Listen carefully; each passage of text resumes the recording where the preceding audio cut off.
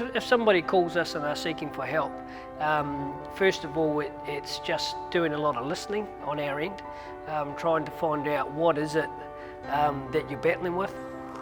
Well, yeah, that's the thing, sort of, you do have to reach out and talk about it. You can't sort of go in a hole, you have to talk about it and sort it out. And as a group, we're stronger than individuals trying to fight anything on their own. It's about looking for the cues inside of you that kind of go, I wouldn't usually do that. Or it could be as simple as I'm snapping more at people.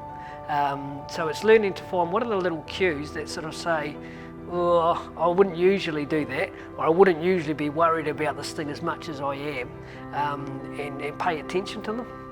Especially anything in general, let alone the racing industry. So I think now people sort of know they've got some good things in place if you do need to have a yarn.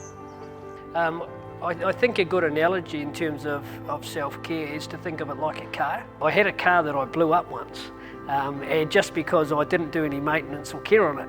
What I've since learned is if I was just doing simple maintenance on that car, really simple stuff like getting a service, checking the oil and water, it would have gone forever. And so for us, what I think we need to grasp is just the same. If we learn how to do just some very, very simple things well, we almost get to cheat the system. We get way more bang for our buck, if that makes sense. We're not trying to produce people who are softer, we're trying to produce people who are enabled to do what they do for longer and enjoy doing it. They need to learn it's okay to ask and be encouraged to ask.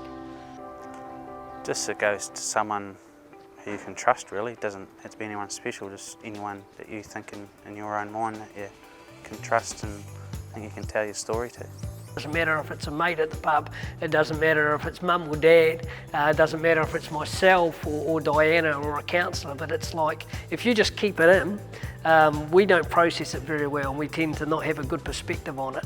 I generally, personally need a good perspective from somebody else, and then I'm like, oh yeah, that's true actually. So we've got resources within racing and we've also got them outside racing.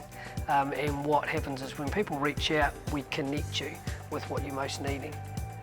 There's lots of different resources and networks out there, and so we would seek for people to be kind of clicked into the right thing. If somebody reaches out, it's really important to know that you're not going to get jumped on or forced to kind of do some path of treatment or something that I don't necessarily want to do, but it's working with people where they're at the speed that we're able to go at to get the help that we're needing.